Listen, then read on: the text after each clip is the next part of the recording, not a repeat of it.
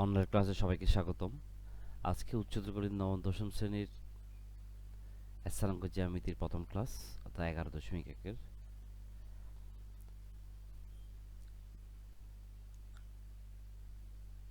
ক্লাসের শুরুতে আমরা কিছু বেসিক বিষয় একটু জেনে নিই। আমরা সাধারণত লেখচিত্রে এক্স অক্ষের উপর বা ওয়াই অক্ষের উপর যে কোনো দুইটা বিন্দুর দূরত্ব সাধারণত আমি বের করে থাকি। অর্থাৎ বিষয়টা ঠিক এরকম, এই জায়গা থেকে এই জায়গার দূরত্ব, এই জায়গা থেকে এই জায়গার দূরত্ব, অথবা এই জায়গা থেকে এই জায়গার দূরত্ব। যদি এই একটা বিন্দু এবং এই একটা বিন্দু, এই দুইটা বিন্দুর যদি দূরত্ব বের করতে হয়, সেটা আমাদের সেই সিস্টেমটা আমাদের অজানা। আমরা আজকে শিখব এই দুইটা বিন্দুর দূরত্ব কিভাবে বের করতে হয়, অর্থাৎ দুইটি বিন্দুর মধ্যকার দূরত্ব কিভাবে বের করতে হয়।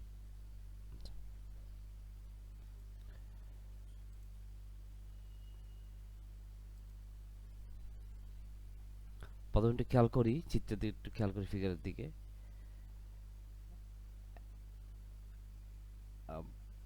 ওএক্স রেখার উপর পি এবং ওএক্স রেখার উপরে পি এবং পি এবং কিউ দুইটা বিন্দু। এই পি বিন্দু থেকে এবং কিউ বিন্দু থেকে যথাক্রমে পিএম এবং কিউ এর লম্ব টানি। প্রথমে যে পিএম এবং কিউ এর লম্ব টানি। লম্ব টানার পরে আবার পি বিন্দু হতে কিউ এর রেখার উপর পি এর লম্ব টানি। সেক্ষেত্রে এই জায়গাটা হবে বুঝ, বুঝ মানে x1, এই জায়গাটা হবে কুটি y1। আবার ঠিক একইভাবে ওএন, অর্থাৎ এই জায়গাটা হচ্ছে কিউ বিন্দুর ক্ষেত্রে বুঝ হচ্ছে x2, ঠিক একইভাবে এই জায়গাটা হচ্ছে y2। প্রথমে লিখি P x1 y1 O Q x2 y2 দুইটি বিন্দু।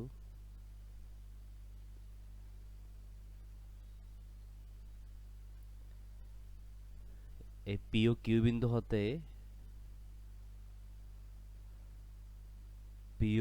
বিন্দু হতে ওএক্স রেখার উপর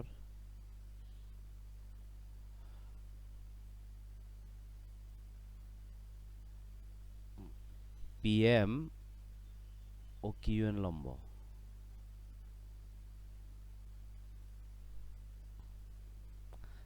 আবার পি বিন্দু হতে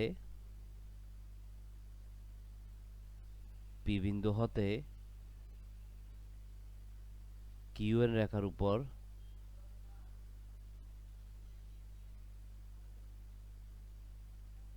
পি আর লম্ব।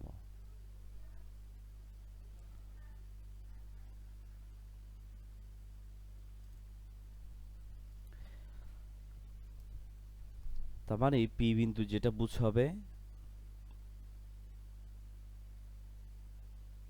পি বিন্দুর বুঝ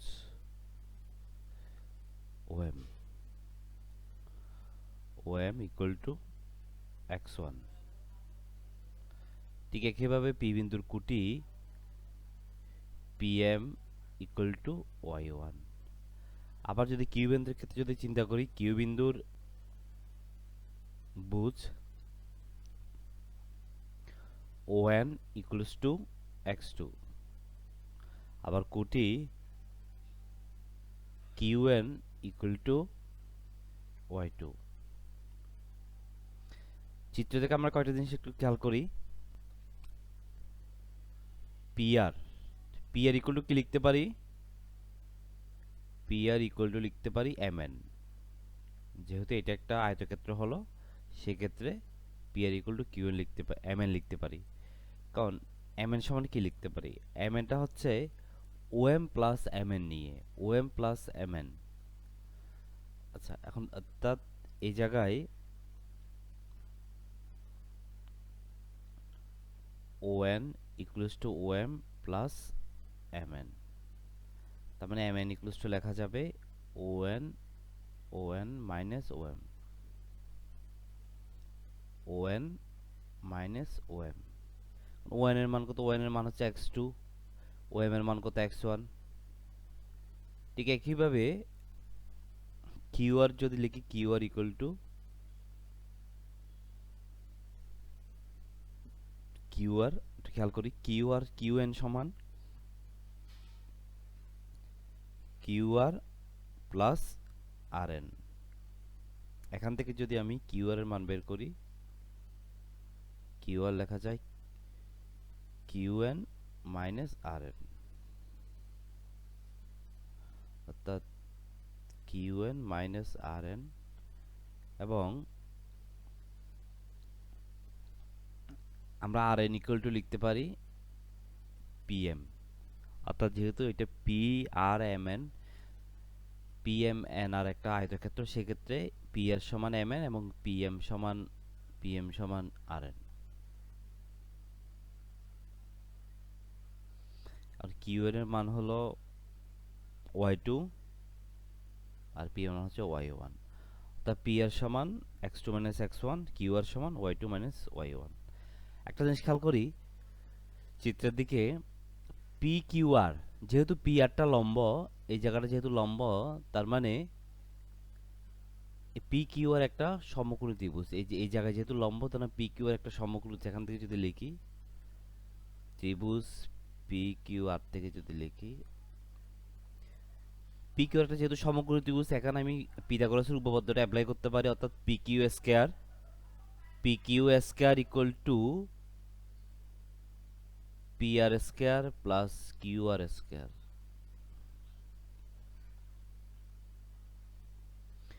পি আর স্কয়ার সমান লিখতে পারি X two minus x one whole square plus Y two minus Y one whole square, Q R এর মান। সুতরাং পি কিউ সমান plus minus x two minus x one whole square plus Y two minus Y one whole square. যেহেতু এটা দূরত্ব, তা P বিন্দু থেকে কিউ বিন্দু দূরত্ব, সেহেতু দূরত্ব নেগেটিভ হয় না। সুতরাং আমরা পি কিউ সমান লিখব পি কিউ সমান, শুধু প্লাসটাই নিব, x two minus x one whole square plus Y two minus Y one whole square. এটা হচ্ছে এই লেখচিত্রের উপর যে কোনো দুইটা বিন্দুর দূরত্ব।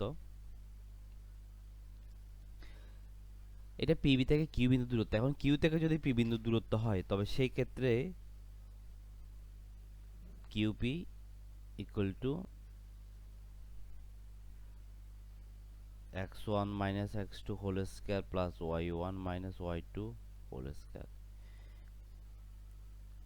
এটাকে, যেহেতু এটা স্কয়ারের ভিতর x one minus x two, সুতরাং মাইনাস কমন নিয়ে আমি আমার প্রয়োজন মতো x two minus x one লিখতে পারি, অর্থাৎ এক্স ওয়ান মাইনাস এক্স ওয়ানও লিখতে পারি, x one minus x two লিখতে পারি। সুতরাং এই ক্ষেত্রে যদি আমি লিখি x two minus x one whole square plus Y two minus Y one whole square, that means P Q.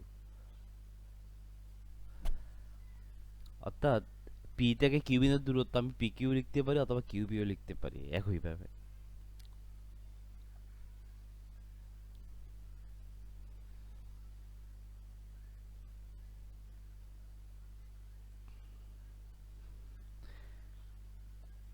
তো জিনিস খেয়াল করি, সাপোজ এটা 0 0, এটা P x one comma y one.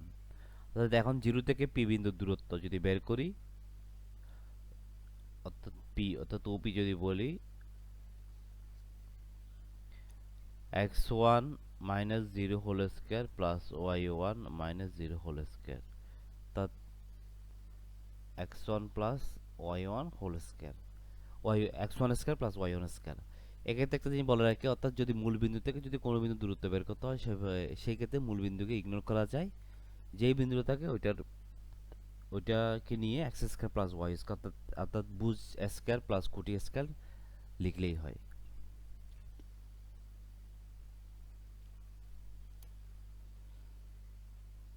পরবর্তী একটা ম্যাথ সলভ করি আমরা। এটা হচ্ছে 11.1 বইয়ের 3 নম্বর ম্যাথ। খেয়াল করে কি দেওয়া আছে, দেওয়া আছে এফ বি সি তিনটা বিন্দু একটা ত্রিভুজের শীর্ষত্রয় অর্থাৎ শীর্ষবিন্দু। ত্রিভুজটি আমাকে অঙ্কন করতে হবে। প্রথম কাজ হচ্ছে আমরা ত্রিভুজটি একটু অঙ্কন করি গ্রাফে। এই সমস্ত অঙ্ক করার ক্ষেত্রে আমরা সবাই গ্রাফ ইউজ করব।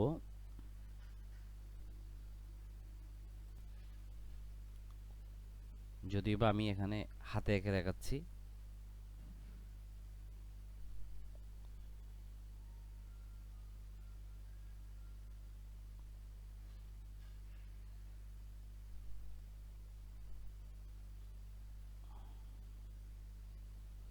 আমার ক্ষেত্রে আমার অঙ্কনের ক্ষেত্রে একটু এলোমেলো হবে। প্রথমে 2 5 2 5 অর্থাৎ এটা ফার্স্ট কোয়াড্র্যান্টে হবে 2 5।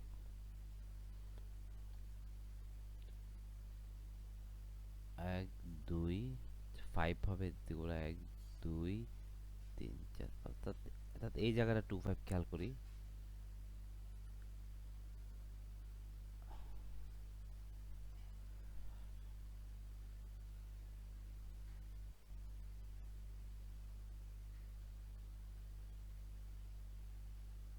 তারপর হচ্ছে B-1 1 এটা হবে সেকেন্ড কোয়াড্র্যান্টে।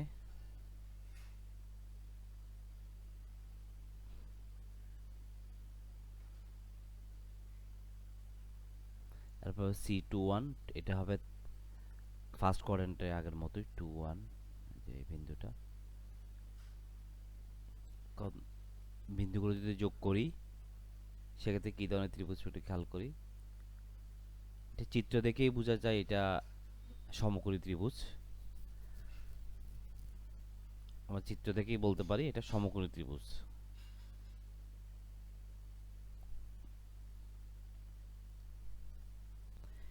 এরপরে বলছে আমাকে প্রমাণ করতে হবে এটা একটি সমকোণী ত্রিভুজ। আচ্ছা, যদি সমকোণী ত্রিভুজ প্রমাণ করতে চাই তবে সেক্ষেত্রে আমাকে A B S C B C এর দৈর্ঘ্য বের করতে হবে। অর্থাৎ এ থেকে সি বিন্দুর দূরত্ব, বি থেকে সি বিন্দুর দূরত্ব, আবার এ থেকে বি বিন্দুর দূরত্ব বের করে আমাকে পিথাগোরাসের অতিভুজ স্কয়ার ইকুয়াল টু লম্ব স্কয়ার প্লাস ভূমি স্কয়ার এটা অ্যাপ্লাই করে আমি কি এটা প্রমাণ করতে পারি। তবে প্রথম কাজ হবে আমাকে দূরত্বগুলো বের করা। আমি যদি এ বি বের করি, এ বি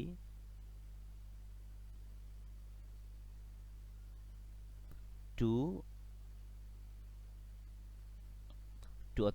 2 মাইনাস -1, তো সূত্রের মাইনাস মাইনাস +1 হয়ে যাবে। এরপরে 5 -1 whole square,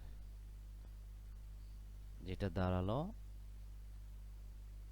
9 + 16 that means equal to 25 equal to 5। আবার যদি এসি বের করি, এ থেকে সি বিন্দুর দূরত্ব 2 - 2 whole square plus 5 - 1 whole square equal to 0 প্লাস 16 ইকুয়াল টু 4, অর্থাৎ 16 স্কয়ার ইকুয়াল টু 4। একইভাবে যদি বিসি বের করি,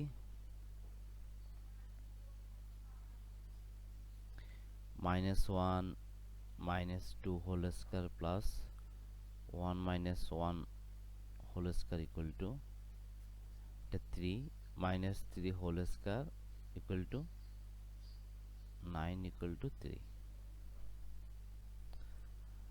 এখন এই ক্ষেত্রে অতিভুজ হচ্ছে এবি এবং লম্ব হচ্ছে এসি এবং ভূমি হচ্ছে বিসি।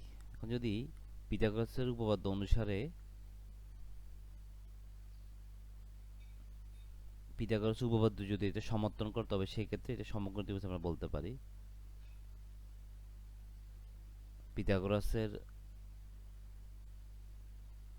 উপপাদ্য অনুসারে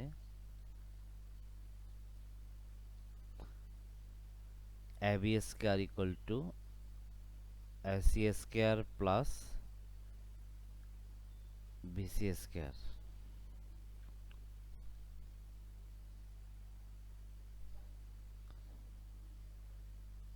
এখানে AB square equal to 25, AC square equal to 16, BC square equal to 9। সুতরাং AC square plus BC square equal to AC square equal to 16 plus 9 equal to 25। সুতরাং AB স্কয়ার। তার মানে এটা স্পষ্টতই বোঝা যাচ্ছে এটা একটা সমকোণী ত্রিভুজ।